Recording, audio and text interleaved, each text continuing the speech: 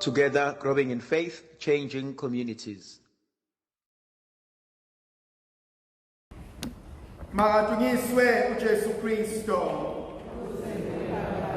Namhlanje thandwa zami ngifisa ukuba sibuke ivangeli likaLukas sahluko sesine ivesi yokuqala kuze kube ivesi yeshumi nantathu.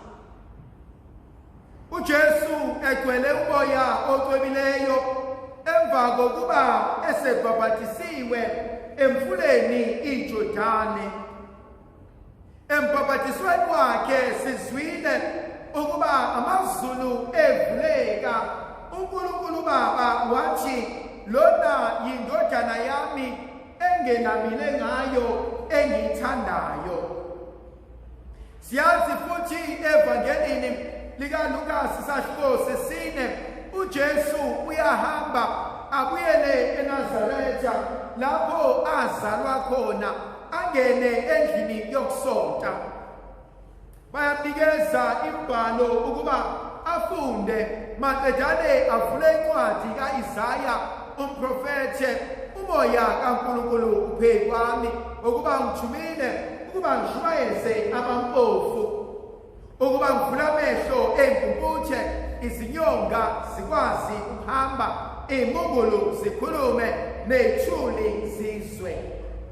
Siyazi futhi siyaqonda ukuba umoya kaNkulunkulu uhlezi kuJesu, kodwa uma ubuphelela nokupheleliswa nokugcwala komoya ocwebileyo kukuJesu, kungani pho uJesu elingwa? Nathi uqobo lwethu kungani silingwa? Ngombhaphathiso samukela umoya ocwebileyo, ngamasakramente ebandla sinikezwa umoya ocwebileyo. Uma ke kunjalo, kungani ukuba siqhubeke silingwe kuzo zonke lezo zinto esidlula kuzona? Uthi lo mbhalo uJesu egcwele umoya ocwebileyo uyasuka uyiswa ehlane. Mbuzo engifisa ukubuza ukuthi iliphi wena elakho ihlane? Iliphi wena elakho igwadule? Indawo la okungamili khona lutho, indawo ekulethela usizi nenyembezi nokukhala nokwesaba. Yiziphi izinto obhekene nazo empilweni yakho othi uyibheka uyibuka uthi konke lokhu kuhamba kahle ngaphandle kwalokhu? Yini lena ekususela, ekucishela, ekuxoshela ukujabula emphefumulweni wakho? Yiliphi elakho ihlane? Kunenkonzo uNkulunkulu asambulela yona engifisa ukuba sithi ukukhuluma ngayo kancane, ukulingwa, temptations. Ngifisa ukuba ngibukele inkonzo ngokubuka impilo yami, uqobo lwami. Okokuqala, uSathane uyazi uJesu ukuthi akadlile insuku engamashumi-40 nobusuku bakhona. Sathane usebenzisa igebe alitholayo, athole intuba azongena ngayo, agadle ngayo, enze okufunwa uyena. Uma siya encwadini kaGenesisi isahluko sesithathu, la uAdam esuka khona kuEva, uEva uyasala abe yodwa, inyoka iyasondela izomkhohlisa. Kanjalo nesilingo siqala kanjalo. Isilingo siba khona empilweni yomuntu, ikakhulukazi uma kukhona igebe noma lingancane kangakanani engilivulelayo. uSathane ebesengena ngentuba maqedane azenzele umathanda. Khona into evame ukwenzeka kwabanye bethu, I know mina from experience yami, ungahlala ujabule konke kuhambe kahle, zonke izinto zakho zi-right, ebese kuba khona into ezokukhumbuzisa vumisa izono zakho zasendulo. Kwesinye isikhathi masihlele endaweni yokuvumisa athi umuntu ngiyavuma uNkulunkulu nawe baba ombambeleyo nasi izono zami baba lesono kade ngangisivuma kodwa angikutholi ukuphumula ngaso. Sathane uyadlala kanjalo asikhumbuze izono uNkulunkulu athe encwadini kaMikha bheka izono zabantu bami sengizikhohliwe ngaze ngayiphosa olwandle lokulibala. Enye into engibuka ngesono, isono uma siqaqela singena empilweni yomuntu zimbili izono. Khona isono esibhubhisayo abantu bayesesaba. Ngoba leso sono esibhubhisayo uma ngisenzile ngiyagijima ngiyehlalweni sokuvuma ngiyocela unkolo nentethelelo kaNkulunkulu. Bese kuba khona izono esithi izono ezincane nje.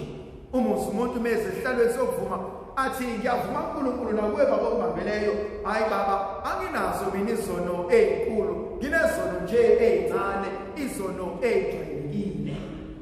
Ayikho into eyingozi njengezono ejwayelekile. Zifana necancer ngoba zingena kancane umuntu zize zimqede. Lento ngizokwenza umzekeliso engicela ukuba ningawenzi manifika ekhaya. Mawufika ekhaya thatha ibhodwe ulifaka amanzi abilayo elokuqala, elesibili ufake amanzi abandayo bese wabeka estofini, ebese ufaka istofu sakho ku6, ufaka istofu sakho ku6. Lesi sinamanzi abilayo uthathe iselesele uliphose phakathi ebhodweni lamanzi abilayo, liyongena iselesele liphumele ngaphandle ngenxa yokushisa. Thatha leliselesele ulifake emanzini abandayo lizohlala, emva kwe-hour uzophuza isobho leselesele. Nakanjalo isono esijwayelekile sithi hayi amahlala khona lawa iwona adala sibe nenhliziyo ezimbi, iwona adale sibe nenzondo, iwona adale sibe namaduku, iwona adale ukuba kucheke nemimoya. Umuntu umbona egcileni arealize ukuthi ngangingenje, ngangena kulomshado ngingenje, manje sengilimele ngalinyazwa izinto engangizibuka ngingazinaki, engangizibuka ngitshela ukuthi zizoshintsha. Ubona umuntu ohlukumezayo uqala akhobe, asuke aphosa amazwi aziswane, maqedane akuphushe, ngelinye ilanga akusikaze, ngelinye ilanga uyakushaya, ngelinye ilanga akise esibhedlela, okugcina uzongcwaba. Konke uqala kancane. Enye into engiyibuka uNkulunkulu esibizela yona ngale nkonzo kaJesu nokulingwa kwakhe, uthi esesehlane uSathane athi yena awulambile yini? Athi uJesu of course ngilambile, angikaze ngidle for izinsuku ezu40. Bese ethi uSathane kuJesu, indaba ungashintshi lelintshe ulenze isinkwa. Ngiyacabanga uJesu uthi weSathane awuhambe uyofunda uJohn chapter 2, mina ngaphendula amanzi ngawenza iwayini, ngavula amehlo engukuthe, imungulu zakhuluma nethuli zeswa. Lokhu bengakwenza. Thandwa zami, zimbalwa izinto engifisa ukuzibalula. Umuntu akalingwa ngento angayithandi, yohlezi ulingwa ngento oyithandayo. Ngenza umzekeliso ngolesithathu lomlotha, bangaki kuthina ababenenkinga ekudleni inyama. Ngolesibili baningi ababebofela bedla inyama bethi vele ngeke ngisandla sengizoba isikhathi sokuzila. Ngolesithathu baningi ababethi awusendlile awangibele ngikudle lokhu njengoba singene enkonzweni yokuzila. Baningi abangani nezihlobo abazoba nemicimbi namaphathi nebride ngathi umuntu bengizilile, angidli inyama, angiphuzi utshwala, angikwenzi ukuthi isilingo silokhu sihleli. Kodwa under normal circumstances inyama ibingayihlalela ungabe nendawo, utshwala bengahlala ungabe nendawo. Kodwa ngoba sewuzilile usathane ebese eqala edlala ngathi. Okunye okwenzakalayo, usathane kumele singakhohlwa igama lakhe langempela. Usathane igama lakhe langempela uLucifer, ngesiLatini Lucifer, oqonda ukuthi the bearer of light, lo ophethe ukukhanya. Usathane ungomunye kwezingelosi ezinkulu, uNkulunkulu amupha ukuhlakanipha okudlula bonke. Usathane uhlakaniphile, kodwa usathane uliqili. Ubobuka incwadi kaJobe isahluko sokuqala uverse 1 to verse 6. Usathane uhlanganyela namadodana kaNkulunkulu ebese ebuza kuNkulunkulu, Nkosi ungengiphe yini usibanibani? Sathane ngaphambi kokuba asilinge kungenzeka ukuba uyasicela uNkulunkulu. Enye into engifisa ukuyibonga nokuyibeka ngibuka empilweni yami, Sathane ufika khansele ngento oyithandayo.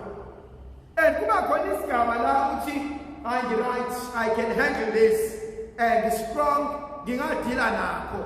Kodwa kulokhu dedela kancane usathana ngaphela amandla, ulisoka elikwazi ukuluma liphephethe kanti liyasondela kuwena. Kuze kufike to a point la ngithi khona it's a point of no return. La sewenza khona into ebese ekwembula izinqa.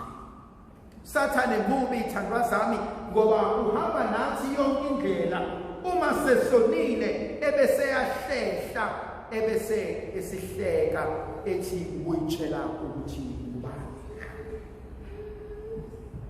Kunezinto uJesu azenzayo. Yini enikeza uJesu amandla ukuba akwazi ukumelana nesilingo? Zimbili engifisa ukuzibalula. Eyokuqala, uJesu wayezazi ukuthi ungubani.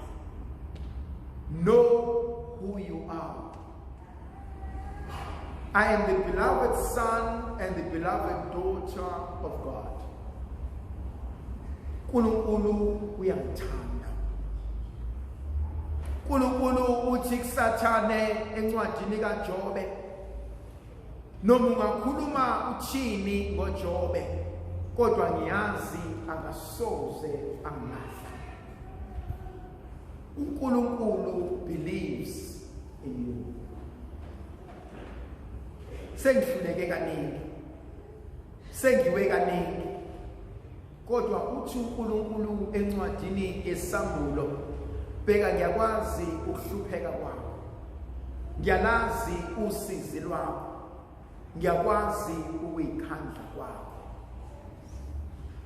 Okwesibili, uJesu awina ngakho, anqoba ngakho uSathane, izwi elingcwele. Athi obhala kahle encwadini yamaHebheru, athi izwi likaNkulunkulu lifana nesinkemba esikhali hlangothi zonke.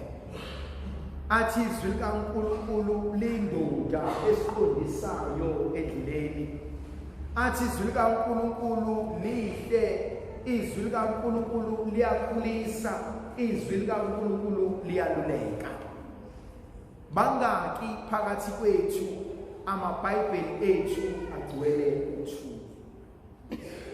Bangaki phakathi kwethu abangakwazi ukufunda iBhayibheli the only time bezwe izwi likaNkulunkulu mabesemiseni elingcwele? Typical example, isifundo sokuqala sivelaphi namhlanje? Bekuyiphi incwadi? Deuteronomy bani? Ivangeli engishumayela ngalo livelaphi? Ubani?